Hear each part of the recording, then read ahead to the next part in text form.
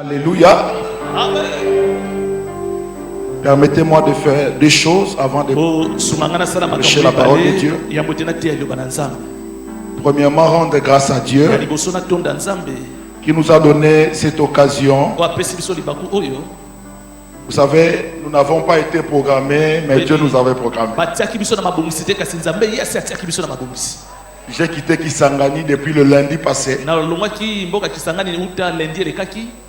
pour un séminaire dans notre extension de Kimbondo. J'ai commencé à prêcher depuis le mardi jusqu'à aujourd'hui matin. Alors ma voix va un peu vous trahir, mais je prie que le Saint-Esprit amplifie ma voix pour que la parole de Dieu t'atteigne. Et nous bénissons le Seigneur pour cette opportunité. Et je dis merci à mon aîné, pasteur Eric Mavinga, pour cette marque de confiance, pour ces risques qu'il a pris, de permettre à ce que nous puissions parler pendant quelques minutes la part de Dieu. Avant de prier, j'aimerais que nous puissions faire 4 lectures et nous allons décoller. Pour ceux qui notent, nous sommes dans Genèse. Pour votre information, je suis marié. Ça fera maintenant 10 ans. Et nous avons 3 enfants. L'aîné a 9 ans. Le deuxième a 7 ans. Le troisième a 5 ans. Il ne faut pas demander, c'est le 4e viendra. Dieu seul, mon épouse et moi le savons. Ok. Genèse chapitre 26, verset 18 à 22. Notez également Jean 4. 5 à 14. Notez Jean 7, verset 38. Et puis Luc 15, 21 à 24. Permettez-moi de commencer avec Luc 15, 21 à 24. La Bible dit ceci. Le fils lui dit: mon père, j'ai péché contre le ciel et contre toi. Je ne suis plus digne d'être appelé ton fils. Mais le père dit à ses serviteurs: apportez vite la plus belle robe et l'en revêtez. Mettez-lui un anneau au doigt et des souliers, des sandales aux pieds.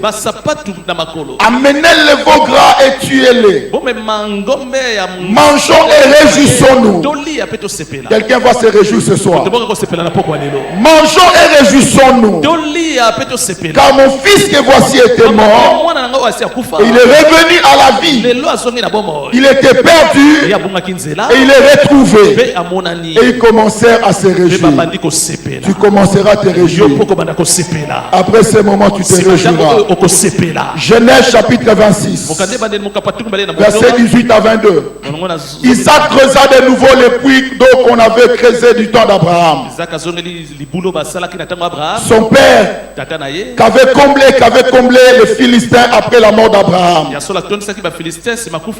il leur donna le même nom que son père leur avait donné. Les serviteurs d'Isaac creusèrent encore dans la vallée. Et ils trouvèrent un puits d'eau vive. Les bergers de Guérar querellèrent les bergers d'Isaac en disant: l'eau est à nous. Et il donna au puits le nom de Sec, parce qu'il s'était disputé avec lui. Ses serviteurs creusèrent un autre puits, au sujet duquel on chercha aussi une querelle. Et il l'appela Sitna. Il se transporta de là et creusa un autre puits, pour lequel on ne chercha pas querelle. Tu arriveras à Rehoboth. Et il appela Rehoboth, car dit-il: l'Éternel nous a maintenant mis au large et nous prospérerons dans le pays. Nous progresserons dans le pays. Jean 4, 5 à 14, rapidement. Il arriva dans une ville de Samarie nommée Sichar, près du champ que Jacob avait donné à Joseph son fils. Là se trouvait le puits de Jacob. Jésus, fatigué du voyage, était assis au bord du puits. C'était environ la 6e heure. Une femme de Samarie vint puiser de l'eau. Jésus lui dit, donne-moi à boire. Car ses disciples étaient allés à la ville pour acheter des vivres. La femme samaritaine lui dit, comment toi qui es juif me demandes-tu à boire à moi qui suis samaritaine? Les juifs en effet n'ont pas de relation avec les samaritains. Jésus lui répondit, si tu connaissais les dons de Dieu, et qui est celui qui te dit donne-moi à boire, tu lui aurais toi-même demandé à boire, et il t'aurait donné de l'eau vive. Seigneur lui dit la femme, tu n'as rien pour puiser de haie. Le puits est profond. D'où aurais-tu donc cette eau vive? Es-tu plus grand que notre père, Jacob, qui nous a donné ce puits, et il en a bu lui-même, ainsi que ses fils et ses troupeaux? Jésus lui répondit, quiconque boit de cette eau aura encore soif, mais celui qui boira de l'eau que je lui donnerai n'aura plus jamais soif. Et l'eau que je lui donnerai deviendra en lui une source d'eau qui jaillira jusqu'à la vie éternelle. Jean 7, 38. Celui qui croit en moi, des fleuves d'eau vive couleront de son sein, comme dit l'Écriture. Seigneur, bénis ta parole. Fais du bien à quelqu'un. Je vais disparaître pour que toi tu parles. Change les logos en réma. Et que quelqu'un soit béni. Au nom de Jésus. Amen. Dans cette année de progrès évident, Dieu m'a mis à cœur ce soir de vous parler de la gloire de Dieu. Je ne veux pas seulement vous parler de la gloire, mais mon désir et le désir de Dieu que vous viviez la gloire de Dieu. D'entrée de jeu, j'aimerais dire à quelqu'un, la gloire n'a rien à voir avec ce qui est passé. Mais la gloire a à voir avec ce qui est présent, ce qui arrive. Dieu ne peut rien faire avec notre passé. Dieu se concentre sur notre présent afin de nous préparer un futur glorieux. La gloire n'a rien à voir avec le passé. Peu importe ce qu'était ton passé, Dieu peut te faire vivre une gloire supérieure que tu n'as pas connue. La gloire de Dieu regorge le poids de Dieu pour des choses à venir. Nous voulons la gloire de Dieu. Nous voulons les progrès. Dieu ne nous amènera plus dans le passé. Lorsqu'on désire le progrès, on désire la gloire de Dieu. La gloire a à faire avec ce qui arrive. Pendant que tu viens dans la présence de Dieu, pendant que tu t'approches avec un passé chargé, avec un passé médiocre, Dieu vient avec un futur glorieux. Je dis quand tu viens avec un passé chargé, un passé médiocre, Dieu te réserve un avenir glorieux. Pendant que les fils prodigues que nous avons lus venaient auprès de son père, voulaient récupérer la gloire qu'il avait perdue. Il venait auprès de son père avec un passé chargé. Il ne savait pas que son père avait réservé un futur glorieux. Et je bénis Dieu parce que dans la gloire, comme le pasteur l'a dit, Dieu agit toujours au-delà de ce que nous pensons et demandons. Donc j'aimerais dire à quelqu'un ce soir, Dieu te donnera ce que tu as demandé, mais Dieu te donnera ce que tu n'as pas demandé. Dieu te donnera ce que ton cœur désire, mais il te donnera ce que son cœur désire pour toi. Donc dans la gloire, Dieu agit au-delà Au-delà de ce que nous pensons et demandons, pendant que le fils perdu venait auprès de son père avec un passé chargé pour demander pardon, il venait pour la repentance. Pendant qu'il venait avec son péché, avec son passé, il ignorait une chose, que dans la gibecière de son père, dans la gibecière de son père, il y avait 4 choses. Lui ne venait que pour le pardon. Mais comme dans la gloire, Dieu agit au-delà de ce que nous pensons et demandons. Lui vient demander pardon, il vient pour la repentance, mais le Père va lui dire, donnez-lui une nouvelle robe. Il n'est pas venu pour la robe, il est venu pour le pardon. Mais au-delà du pardon, Dieu, le Père lui donne la robe. La Bible dit une nouvelle robe que personne n'a jamais portée. La gloire que Dieu va manifester dans ta vie, personne de ta famille n'a jamais vécu ça. Je dis la gloire de Dieu dans ta vie. Personne de ta famille n'a jamais vécu ça. Tu seras le premier à porter cette nouvelle robe. Alléluia. Lui ne venait pas pour la robe. Il venait pour le pardon. Mais dans la chibessière de son père, il y avait une robe. Il dit revêtez-lui la robe. Revêtez-lui la robe. Il n'a pas demandé la robe. Mais il y a un bonus à la repentance. Comme il revient à Dieu, comme il revient dans la maison du Père, donnez-lui la robe. J'ai pris que Dieu donne à une femme une robe nouvelle. Que Dieu te revêtisse une robe nouvelle. Que Dieu te revêtisse une robe nouvelle. Qui n'a rien à voir avec ton passé. Qui n'a rien à voir avec tes échecs. Dans la gibecière du Père, il y avait une deuxième chose. Il y avait l'anneau. Lui ne venait pas pour l'anneau. Lui venait pour le pardon. Mais le Père dit donnez-lui l'anneau. C'est le nom de l'autorité. Il dit restaurer son autorité du fils dans la maison. Lui, il a dit ceci. J'irai vers mon père. Je lui dirai, traite-moi comme l'un de tes serviteurs.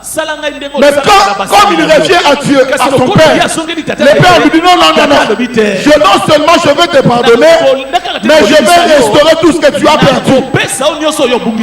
Dans la gloire, Dieu nous restitue ce que nous avons perdu. L'autorité que tu as perdue peut être récupérée. Le pouvoir que tu as perdu peut être récupéré. Parce que dans la gloire, il agit toujours au-delà de ce que nous pensons et demandons. Tu es sans autorité. Je prie que Dieu restaure ton autorité. Il dit donnez-lui l'anneau. Lui ne venait pas pour l'anneau. Il vient pour être traité comme un des serviteurs. Mais dans la gibecière du Père, il y avait troisième chose, les sandales. Il ne vient pas pour les sandales. Les ailes que tu as perdues vont être récupérées au nom de Jésus. Les ailes de l'évangile. Les ailes du service. Dieu va te les donner. Il dit donnez-lui les sandales. Il va marcher comme fils, pas comme esclave. Je t'annonce au nom de Jésus. Dans cette année de progrès évident, tu iras très loin dans ta vie. Je dis que tu iras très loin dans tes affaires. Tu iras très loin dans ton ministère. Tu iras très loin dans tes études. Parce que dans la gloire,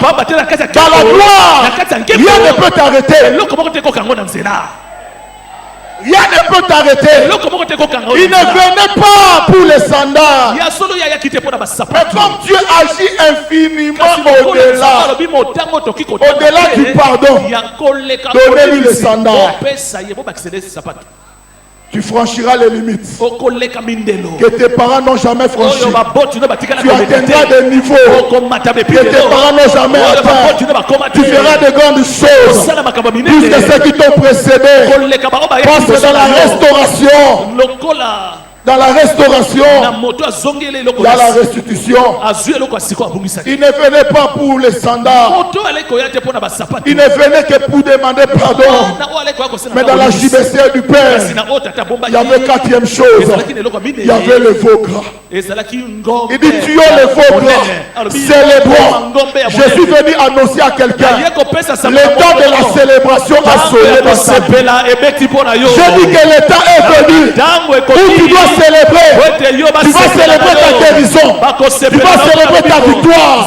Tu vas célébrer ta promotion. Tu vas célébrer ta maternité. Tu vas célébrer les miracles dans ta vie.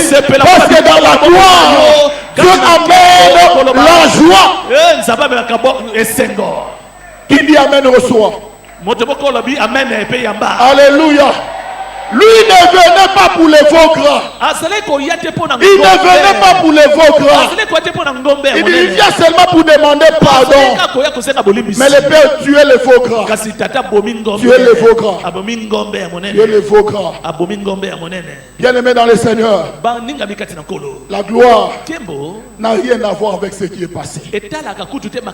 Quel qu'a été ton passé, Dieu t'a réservé une gloire supérieure. Alléluia.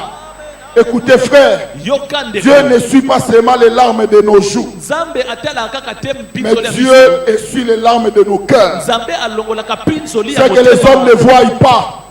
L'enfant venait triste, certainement intitulé. J'irai vers mon père, je lui dirai j'ai péché contre le ciel et contre toi. Papa pardonne-moi. Mais le père, la Bible déclare, pendant qu'il venait auprès de son père, en marchant, son père le voit de loin et il courut vers lui. Quand tu marches sur le chemin de la gloire, quand la gloire te voit, elle va courir vers toi. Elle va courir vers toi. Alors, écoutez-moi. Je vais enseigner quelque chose maintenant. Soyez attentifs. Laissez-moi parler un peu de la gloire. La gloire de Dieu. La gloire, en hébreu, c'est kabod. Et en grec, c'est doxa. Donc, étymologiquement, cela signifie le poids. Quand nous parlons de la gloire de Dieu, nous parlons du poids de Dieu. Ce soir, je ne parle pas du poids de ta maladie. Je ne parle pas du poids de tes soucis. Je ne parle pas du poids de tes problèmes. Je ne parle pas du poids de tes ennemis. Je parle du poids de Dieu. Lorsque nous parlons de la gloire de Dieu, la gloire a à faire avec le poids de Dieu. Alléluia. Donc la gloire de Dieu, c'est le poids. Frère, nous avons un Dieu poids lourd. Dis ta voisin, j'ai un Dieu poids lourd. J'ai le poids lourd des âges. Vous savez, pour ceux qui sont dans le Congo central. Le Congo central. Allez dire bas Congo. Congo central. Vous allez voir, lorsqu'il y a un camion poids lourd et là-bas à Matane, pendant qu'on est en train de charger les poids lourds, il y a des petits taxis qui font des va-et-vient Kinshasa Matane. Certainement, quand les petites voitures regardent le poids lourd, ils disent non, on est parti. Nous te dévançons. Mais les poids lourds ne s'agitent pas. Il sait que nous n'avons pas le même poids. Nous ne transportons pas les mêmes tonnes. Donc, je suis patient. Pendant qu'on est en train de les charger, la voiture qui était partie à Kinshasa retourne à Matane. Les poids lourds ne s'agitent pas. Il est patient. On change des histoires. La voiture fait le deuxième tour. Le poids lourd est toujours à Matane. Quatrième tour. Le poids lourd, lorsque la voiture fait cinquième tour, on finit de charger. Le poids lourd démarre quand vous. Wow. Lorsqu'il arrive à Kinshasa, un seul déchargement ne peut être comparé aux 5 tours que la voiture a fait. J'aimerais dire à quelqu'un, tu as le poids lourd. Si Dieu te fait attendre, c'est parce qu'il est en train de te charger de sa gloire. Les jours où tu vas démarrer, les gens diront, oh. Alléluia. Oh. Dis ta voisin, je suis le poids lourd. Je ne suis pas pressé. Alléluia. Nous avons lu dans Genèse. Genèse 26. La Bible nous parle d'Isaac. La Bible dit Isaac arrive à Guérar. Isaac s'aima dans le pays. Isaac devient riche. Il a eu beaucoup de biens. Mais Isaac manquait une gloire. Il manquait le puits. Parce que posséder le puits à l'époque était une gloire. Tous les riches de l'époque, on les identifiait par rapport au puits. Isaac devient riche, mais il manque le puits. Il manque la gloire, une gloire. Et la Bible déclare, les serviteurs d'Isaac vont commencer à creuser le même puits qu'Abraham avait creusé, que les Philistins avaient comblé. Je vais ouvrir une parenthèse. Écoute mon frère, tu peux échouer dans un domaine une fois.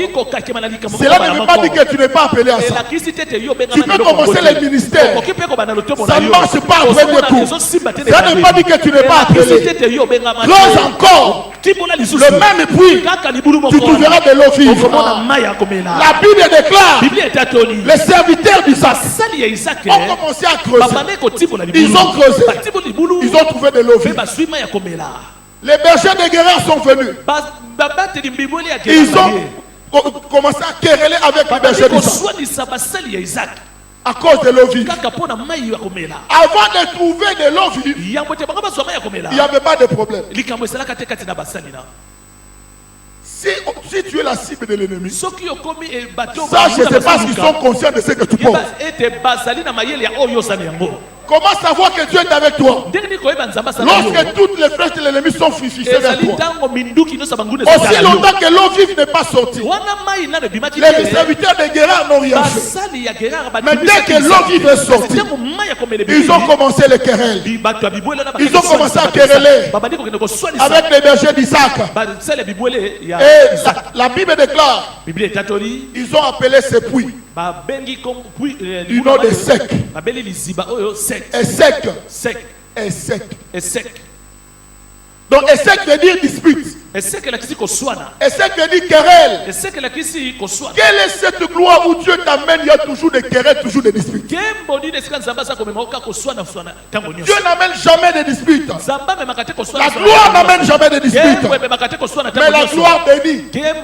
Elle va te bénir au nom de Jésus. Et lorsqu'Isaac a vu ça, Isaac a compris une chose. En réalité, si j'ai trouvé de l'eau vive ici, ce n'est pas à cause de votre terre. C'est à cause du Dieu avec qui je marche. Si vous me chassez ici, j'irai là-bas. Je creuserai encore. Parce que Dieu est avec moi, je trouverai encore de l'eau vive. Je ne veux pas me disputer. Je m'abstiens de querelles. Je n'ai pas le temps pour les querelles.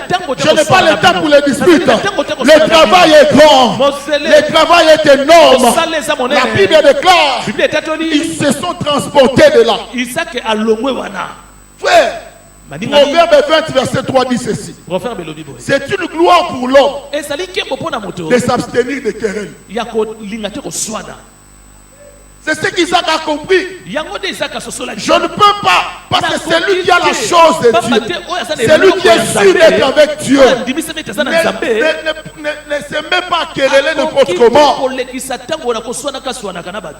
Alléluia. J'aimerais dire à quelqu'un, Dieu ne te laissera pas au niveau des sectes. Si à un secte qui a querelle, la Bible déclare, deuxième niveau, au deuxième niveau, ils ont encore creusé.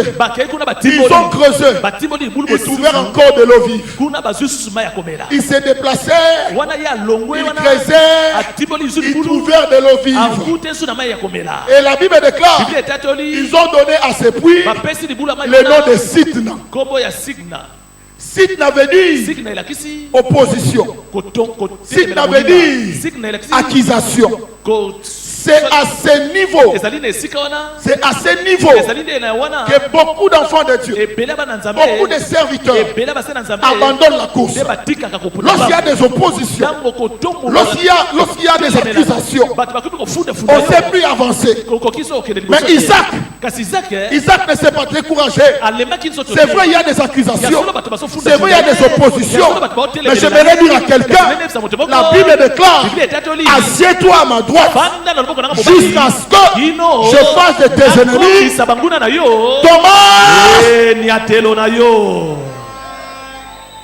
moi, mon rôle c'est quoi? C'est de m'asseoir à sa droite. C'est vrai, cette prophétie parle de Jésus. Mais nous sommes aussi de Jésus. Nous sommes assis avec Christ dans les lieux célestes.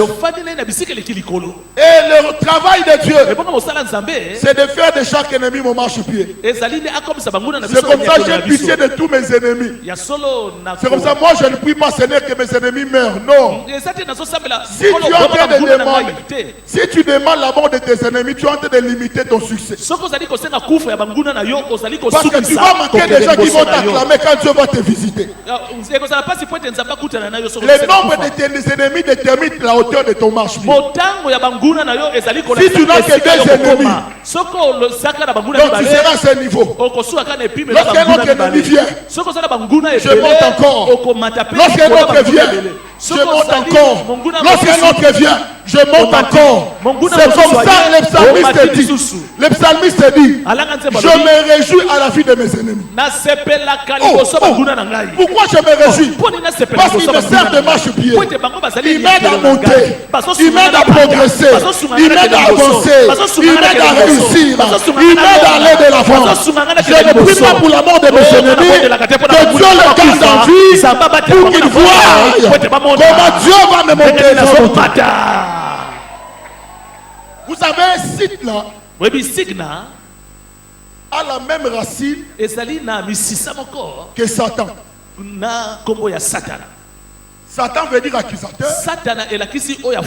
Sitna veut dire accusation. Ouais, maintenant. Et à ce niveau, le diable vient. Il te crible. Il te crible. Tu es prêt à abandonner. Mais bien aimé, la finalité, Dieu ne te laissera pas assis. Dieu t'emmènera à Rehoboth. Dieu t'emmènera dans la gloire Rehoboth. À ce niveau, lorsqu'on persévère, c'est comme dans un match de ping-pong. Dans un match de ping-pong, premier round, le diable, il marque. Deuxième round, troisième round, au quatrième round, le Dieu puissant s'élève. Dieu va s'élever. Il va dire ceci. La palette est à moi. Le petit ballon est à moi. La table est à moi. Le filet est à moi.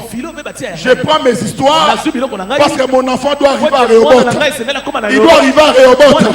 Je voudrais dire à quelqu'un, Dieu va confisquer au diable toutes les histoires qui font qu'il a l'autorité sur toi. Parce que tu dois atteindre Rehoboth. Je dis que Dieu va confisquer au diable tous les éléments qui lui donnent l'autorité sur toi. Parce que tu dois arriver à Rehoboth. Tu dois arriver à Rehoboth. Troisième niveau, ils ont continué à creuser. Ils ont creusé. Ils ont trouvé un autre puits. La Bible dit, ils disent Rehoboth. Maintenant, Dieu nous a mis au large. Nous prospérerons dans les pays. Quel pays? Les pays de notre humiliation.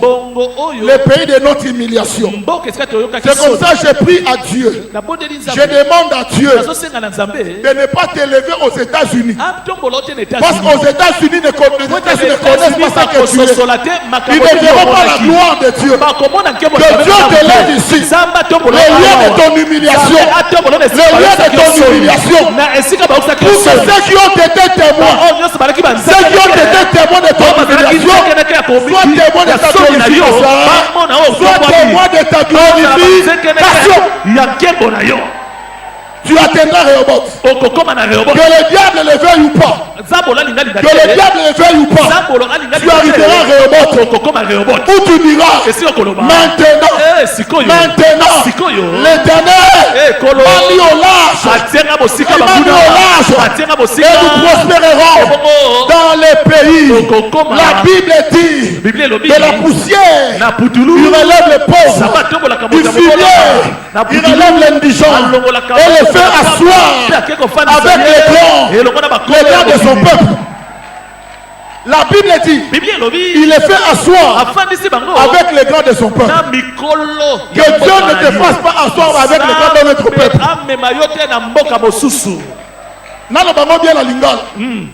Il faut bateau moni pinzoli na yo. Bamon appelle ma sanzoli na yo. Oh! Oh! Rehoboth, maintenant, Dieu m'a mis au large. Plus rien ne peut m'arrêter. Nous prospérerons dans les pays de notre humiliation, dans les pays des disputes, dans les pays des accusations, dans les pays des querelles. Je prospérerai là où j'étais humilié, là où on m'a délaissé. Dieu ne me délaisse pas. J'atteindrai Rehoboth. Tu atteindras Rehoboth. Tu atteindras Rehoboth. Tu atteindras Rehoboth. Au nom de Jésus.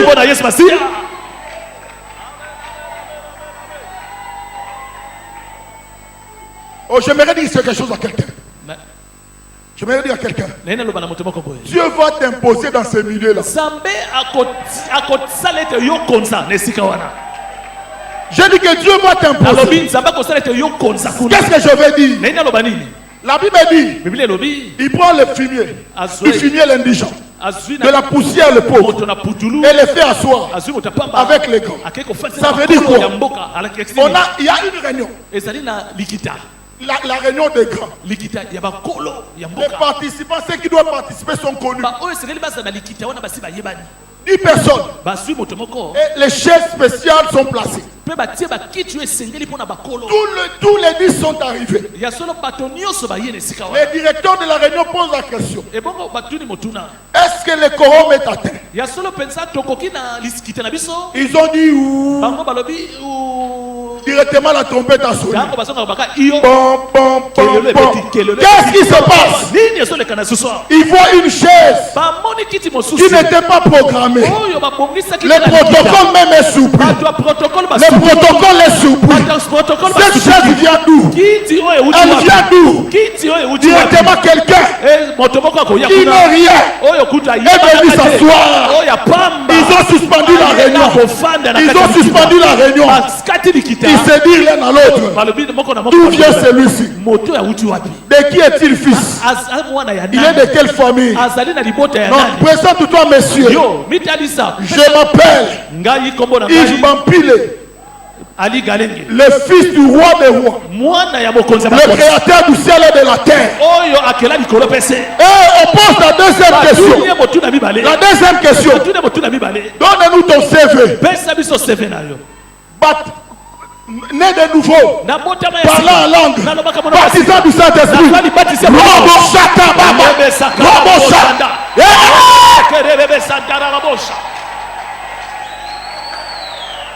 Dis ta voisin. Moi je vais à Rehoboth.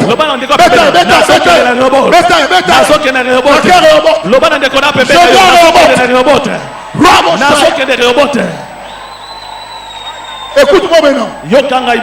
Écoute-moi. Il dit Rehoboth. Cette fois-ci, l'Éternel nous a mis au large. Si cette fois-là, j'ai pleuré. Si cette fois-là, on m'a accusé. Si cette fois-là, il y a des disputes. Cette fois-ci, progrès évident, nous prospérerons. Nous prospérerons. Que le diable le veuille ou pas, que le diable l'accepte ou pas, je prospérerai. Wow. Écoute-moi, s'il te plaît.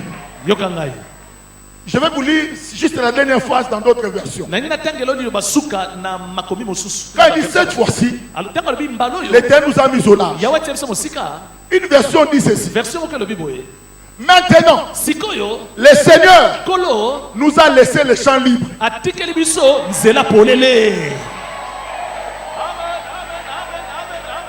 Champ libre. Parce que le champ est libre. Nous prospérerons. Nous progresserons. Nous irons de la force. Le progrès. Parce que le champ est libre.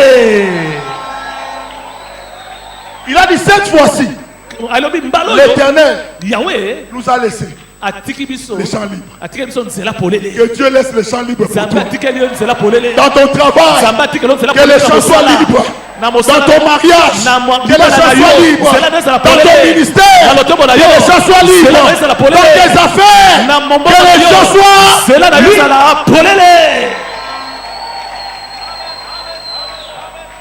Tu luttais avec le deuxième bureau.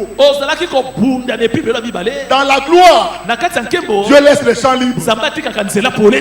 Tu luttais avec un patron méchant. Dans la gloire, Dieu laisse les champs libres.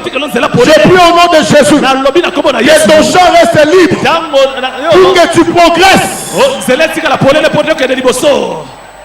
Une autre version dit ceci. Écoutez bien. Une autre version dit ceci. C'est que l'Éternel nous a maintenant mis à l'aise.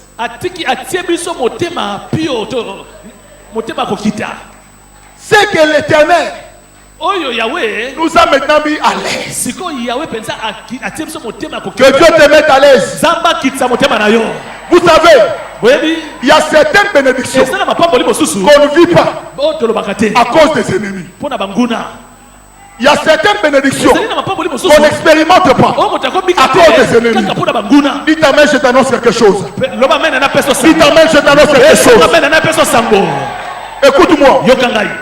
Dieu s'arrangera qu'Ismaël aille loin pour qu'il sache juste les promesses. Je répète, Dieu s'arrangera pour qu'Ismaël aille loin afin qu'il sache juste les promesses. Dieu est le fils de la promesse. Tu es le fils de la promesse. Tu ne joues pas contre Ismaël. Dieu fera qu'Ismaël aille loin pour que tu grâces à la promesse.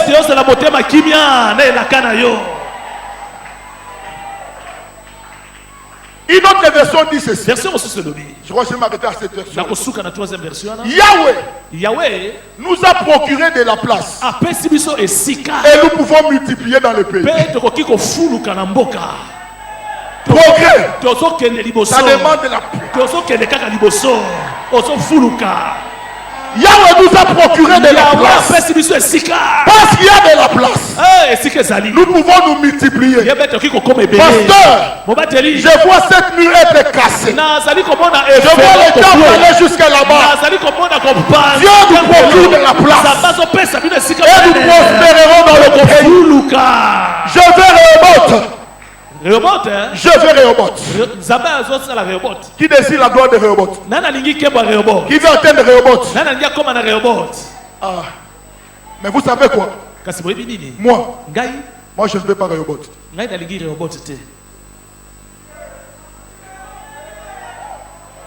Je ne veux pas Rehoboth. Dans Jean 4, la Bible dit, Jésus arrive à Sichar.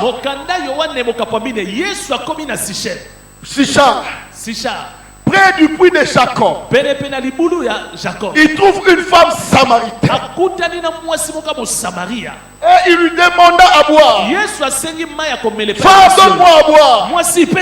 La femme dit à Jésus, toi qui es juif, moi qui suis samaritain, comment tu me demandes à boire? Entre vous et nous, il n'y a pas d'attente.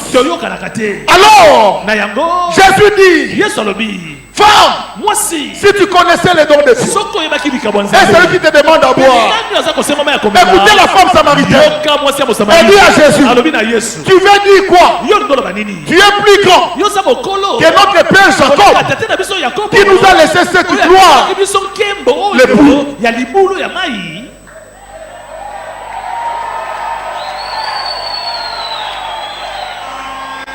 Dis quoi? Tu veux dire que Dieu est le plus grand de notre père, qui nous a laissé l'époux. Jésus va dire, tu ne sais pas ce que tu dis. Mais moi je te dis, si quelqu'un croit en moi, ce ne sont pas les puits qui couleront, mais ce sont des fleuves.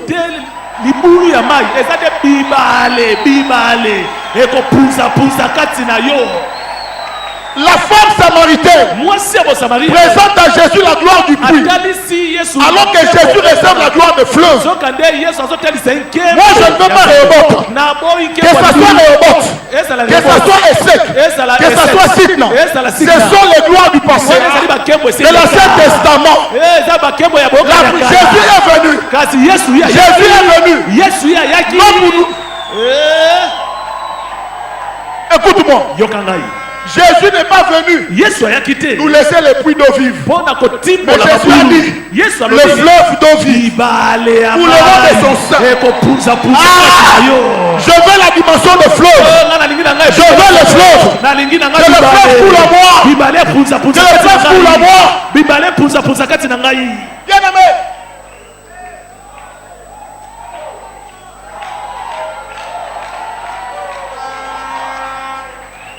Alors, je pose la question. Qui veut Rehoboth? Moi, je veux la plage. Alléluia.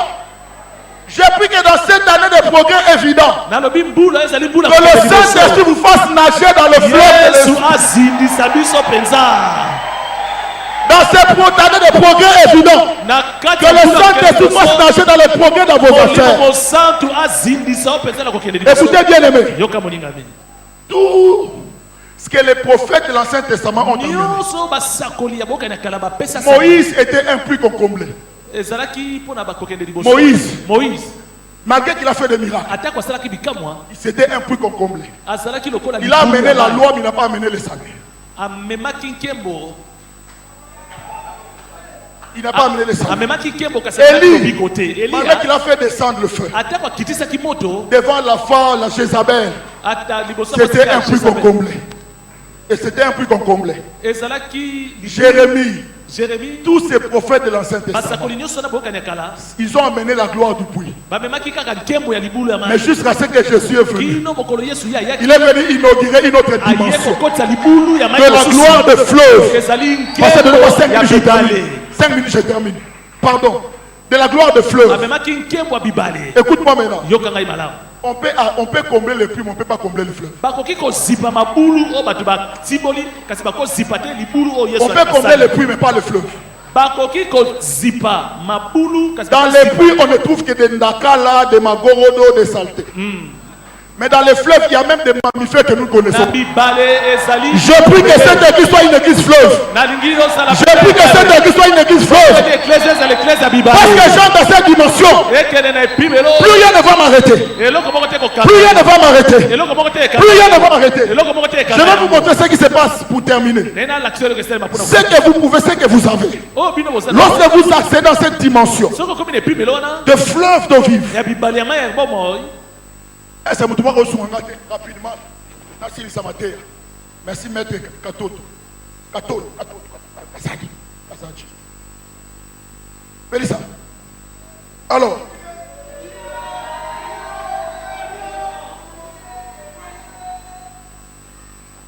Comment vous appelez ça? Eloko Pema.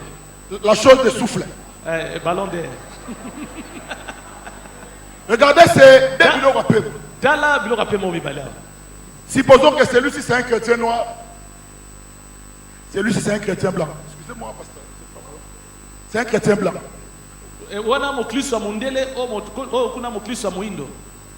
Donc le diable n'a pas peur d'un chrétien parce qu'il est blanc ou noir.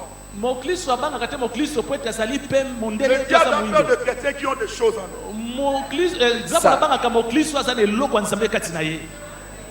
Regardez, qu'est-ce que vous voyez? La différence c'est où? Il y a des choses dedans. Mais si c'est vide, alors quand nous chantons maintenant, nous écoutons le même message. Nous chantons le même cantique. Nous marchons ensemble. Nous donnons nos offrandes. Quand on regarde l'apparence, celui-ci paraît résistant parce qu'il est costaud.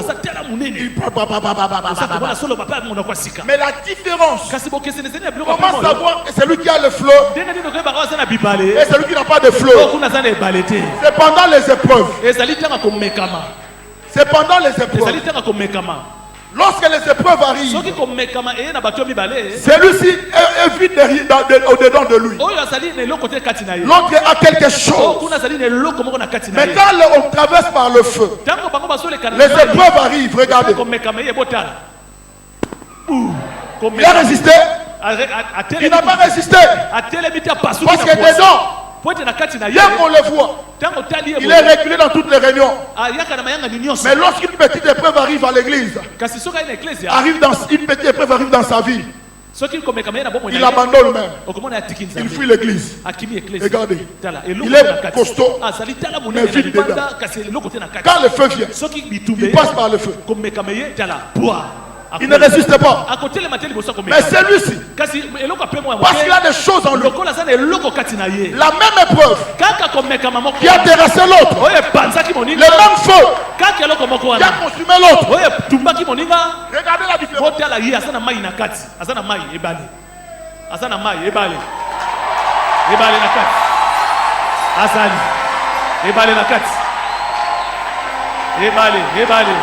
Regardez.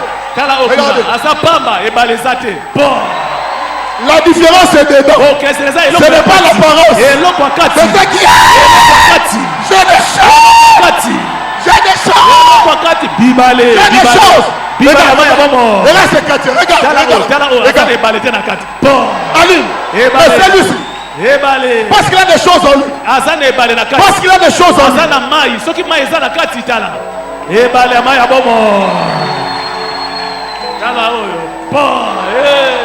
ça c'est toi. Ça c'est toi.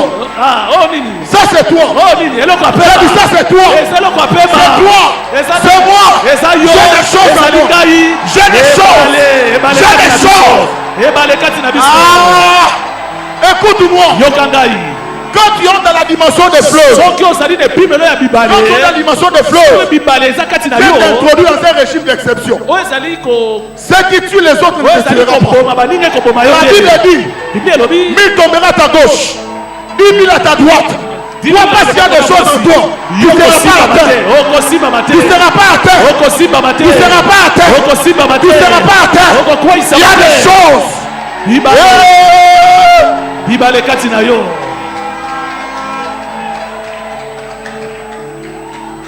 C'est pour ça que les gens se posent la question. Malgré toutes ces épreuves, comment tu es toujours vivant? Dis-lui, il y a des choses. Dis-lui, il y a des.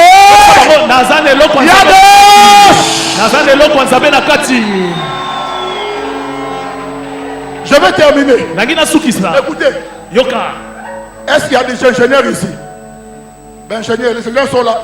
Vous savez, dans la construction, dans la construction, lorsqu'on jette un pont, il y a toujours ce qu'on appelle le coefficient de sécurité. C'est-à-dire, lorsqu'on dit ce pont peut transporter jusqu'à 40 tonnes, les concepteurs, les constructeurs mettent toujours un coefficient de sécurité peut-être de 10 tonnes. Alors lorsque nous les profanes, Nous voyons un camion de 42 tonnes passer sur un pont de 40 tonnes. Mais celui qui a jeté le pont, c'est qu'il y a un coefficient de sécurité. Donc c'est comme ça jusqu'à présent. Malgré tes épreuves, tu es toujours là. Malgré les difficultés, parce que Jésus est ton coefficient de sécurité. Jésus est mon coefficient de sécurité. Et comment tu es toujours joyeux? Malgré les combats, malgré l'adversité, tu es toujours joyeux. J'ai un coefficient de sécurité. J'ai un coefficient de sécurité. J'ai un coefficient de sécurité. Jésus est mon coefficient. Mais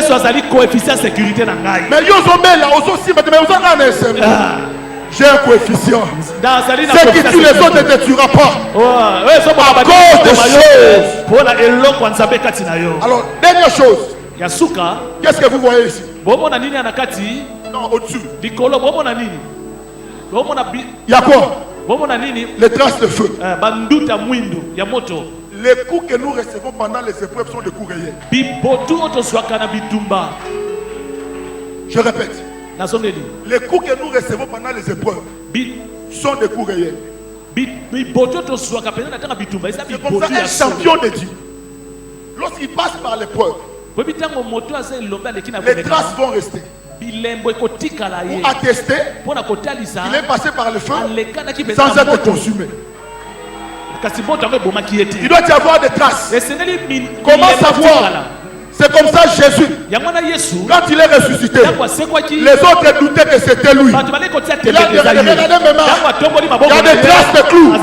C'est moi qui étais sous la croix. Il y a des traces. Ce n'est pas un autre Jésus qui était sous la croix, mais c'était moi. Les traces qui attestent. Je suis passé par le feu et je ne suis pas mort. Que Dieu vous bénisse.